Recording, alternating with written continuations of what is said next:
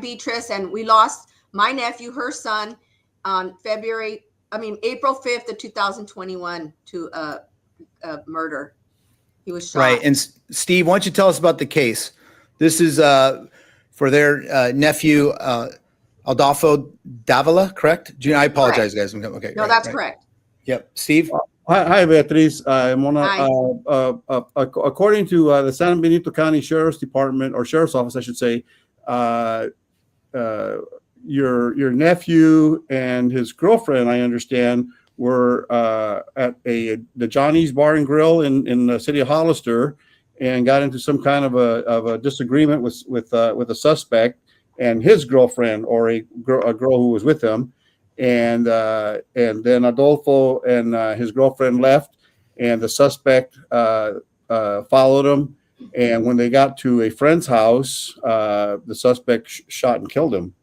Correct. And then they fled the scene, and remained at large. He's still at large. And from what I understand, the girlfriend, I spoke with you, Beatriz, a couple of days ago, was arrested this happened in 2021. Yes. And she was at large for about unidentified for a couple of years. Yes. And then was the sheriff's office got a break in the case and made an arrested her in Modesto, correct? Correct. Yeah.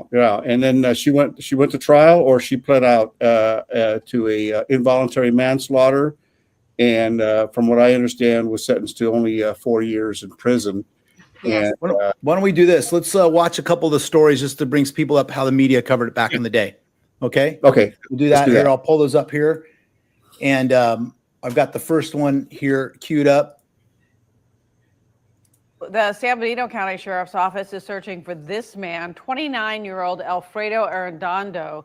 He is wanted for the murder of Adolfo Davila, who was killed April 5th just outside of Hollister. If you have any information, if you might know his whereabouts, you are urged to call the San Benito County Sheriff's Office. And we have a second one here. Is at 5:30. I'm Veronica Macias. We begin tonight in San Benito County, where a woman has been arrested and now is facing murder charges. The deadly shooting had happened in April of 2021 in Hollister. 28-year-old Rebecca Nunez was arrested for murder and accessory to murder in Modesto earlier today. The sheriff's office says a gun and other evidence were discovered at her home. Nunez is accused of helping a man kill the victim, identified as Adolfo Jr. Davila, 2 years ago. Now, a second suspect has been on the run, also identified tonight as 32-year-old Alfredo Arredondo. Law enforcement says that he has ties to the city of Hollister, Merced, and Modesto. It's believed that he also may have traveled to Mexico already. The FBI offering a reward of up to $25,000 for information leading to his arrest. Okay. So what is the latest now? I mean, it's been pretty quiet. We get tips every so often here and then, but it's been pretty quiet for a bit now. That's why on Monday I had time. I started reaching out, going to different sites, tried you. And so we're just trying to get out there. We try to stay active. We want this guy caught. So the woman involved, she's serving time now? Yes, she's actually here at the San Benito County Jail. Okay. Do they have any family in town? Yeah, he was born and raised here in Hollister. He has a lot of family. His dad's side of the family and the mom's side of the family. Have they any of them commenting, reaching out, trying to help in any way at all? Never. We actually believe they're helping him. No. Steve? My sister ran into the uncle at a gas station, and his claim was that his mother was the one helping him. So, oh, wow. Yeah, but we don't know. We don't know what the truth is. Yeah, well, that's very common in cases like this, where family members will help the fugitive hide from the authorities, and sometimes they do flee to Mexico. This might be the case. We don't know. But you know what? You can run, but you can't hide. It's just a matter of we get the word out there. We have captured fugitives all over the world. We have captured them in South America. We've had them all from just people seeing our show and calling in a tip and telling us where they're at. And sometimes, even if they're in Mexico, it might take a little time because of the process is burdensome. They have to go through the State Department, and it might take a year or so of paperwork to get the person brought back. And sometimes I've had them where the fugitive has called me. And they're hiding out in Mexico, and they're just tired. They said, they don't know anybody over there. It's not. They were born here, and they're tired of living hand to mouth in Mexico. And I've had them walk right into the embassy or the consulate and surrender, and tell me, yes, just go into the embassy and tell them you're wanted, and they'll make arrangements for you to come back home. Oh, that was great. Yeah. Is there a specific part of Mexico where you think he might be hiding out at? Yeah, in Guanajuato, and he's in I can't think of it on the top of my head. Something Allende? Is that Allende? Mm-hmm.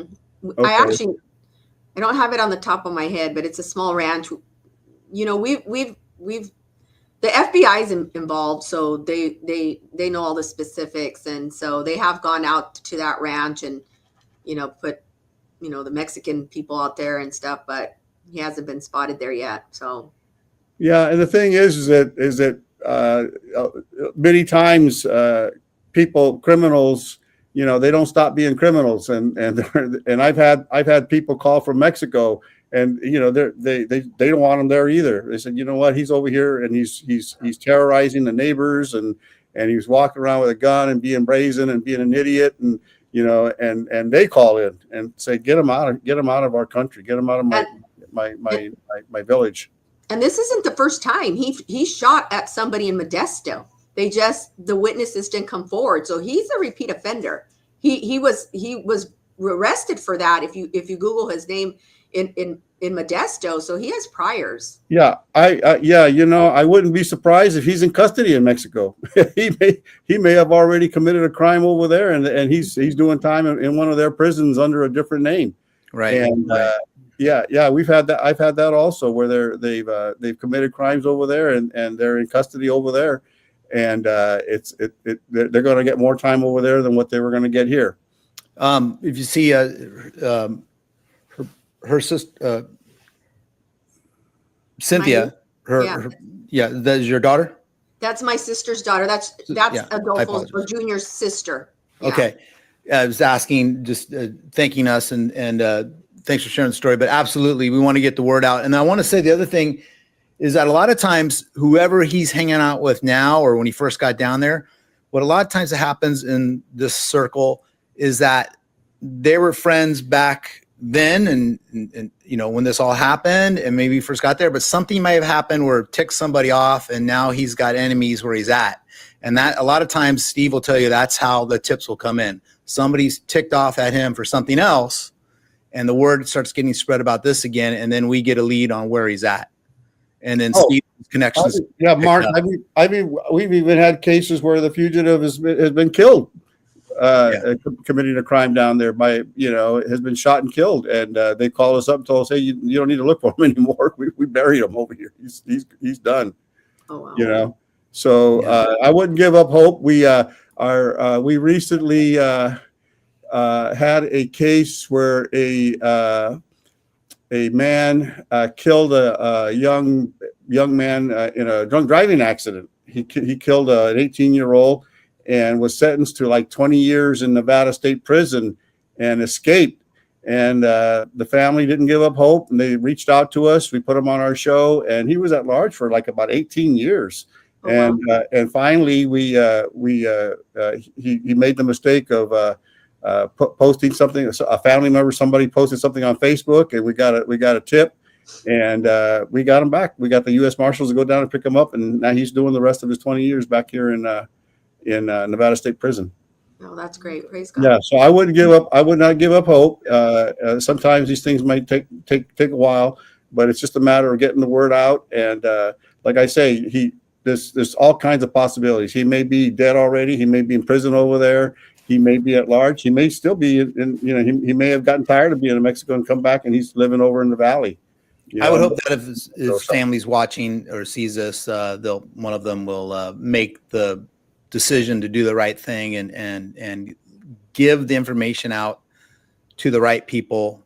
And again, contact Steve directly, and Steve can work with you, keep you anonymous, and he can get the information to the right people so this person can be picked up. Yeah, so Mark, I had a case where a man robbed an armored car here in San Jose, and we featured him on the show. We knew the police identified him, and the mother was just so ashamed that he had disgraced the family name, and she flew to the Philippines, took him by the ear, and walked him into the embassy and surrendered him. Well, you think that's what someone, would do, but yeah, they haven't done that. Yeah, you would think so. Yeah, because his mother, she knows what it's like to be a mother, and so I would not give up hope, and let's just get the word out. We'll get out to as many people, and with YouTube, we're reaching all over the world now. Great, thank you. We appreciate it. Yeah, and please accept my sincerest condolences. Okay, I'm sorry I didn't say that at the beginning of the show. Thank you, guys. Thank you very much. Steve will be in touch with you, and again, anything comes in, we'll let you know. Thank you so much for sharing your story with us. Thank you. You can hang out. We'll be on the second. Steve, I wanted to ask you, go ahead and tell people what they need to do if they have information regarding the whereabouts of this subject. Yeah, the best thing to do is to send us a tip at tips, TIPS, at fugitive.com. And give us the information. You can remain anonymous. Do not make any attempt to arrest, apprehend, or detain him. We know exactly who to contact with the information, who to give the information to. We have contacts with all the local law enforcement agencies, as well as U.S. Marshals and the FBI. Okay. Ladies, thanks again. Thank you for joining us. We'll be in touch. Thank you. Good night. Good night. God bless you.